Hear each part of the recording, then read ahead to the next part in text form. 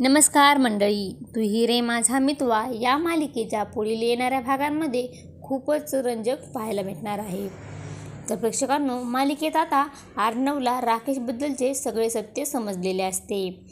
पण अर्णव फक्त अंजलीचा विचार करून राकेशला त्याचे एक नवीन संधी द्यायचे ठरवतो.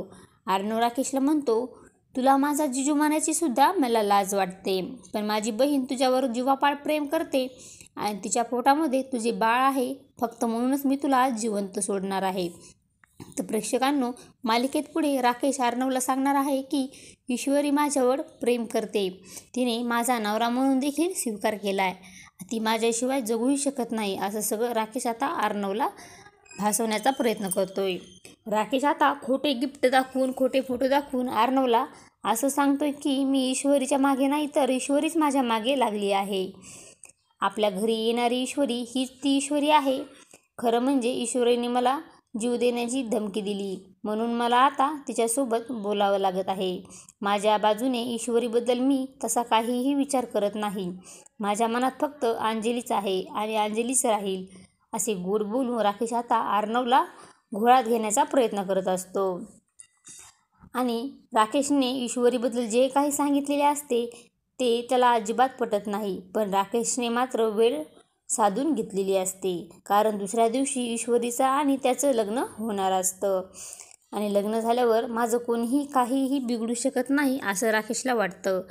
तर आता अर्णव रात्रभर विचार करत असतो की ईश्वरी खरंच असं वागू शकते का, काय नेमका घोळ आहे हे मला शोधून काढायला पाहिजे.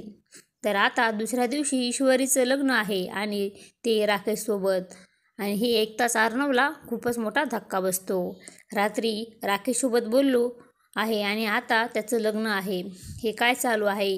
तेव्हा अर्णव ताबडतोब ईश्वरी आणि राकेशचं लग्न चालू असताना तेथे जातो आणि मोठ्याने थांबा म्हणतो. तेव्हा अर्णव खूपच रागात असतो. ईश्वरीला म्हणतो की तू माझ्या बहिणीचं वाटोळ करतेस, तू माझ्या बहिणीचा संसार उद्ध्वस्त करायला निघालीस का, फक्त तुझ्यामुळे माझ्या बहिणीचा संसार मोडणार आहे. हे ईश्वरीला समजताच ती ताबडतोब हे लग्न थांबवते. आता राकेशच्या सणकण कानाखाली देते व तुम्हाला लाज वाटत नाही का, असं ती म्हणते. अंजलीताईचा नवरा आहात, तुम्हाला माझ्यासोबत लग्न करायला काहीच वाटत नाही का. तर प्रेक्षकांनो, आता पुढे येणाऱ्या काही भागांमध्ये हे सर्व आपल्याला पाहायला मिळणार आहे. तू ही रे माझा मितवा या मालिकेचे सर्व अपडेट पाहण्यासाठी आपल्या चॅनलला लाईक करा, शेअर करा आणि सबस्क्राईब करायला विसरू नका. धन्यवाद.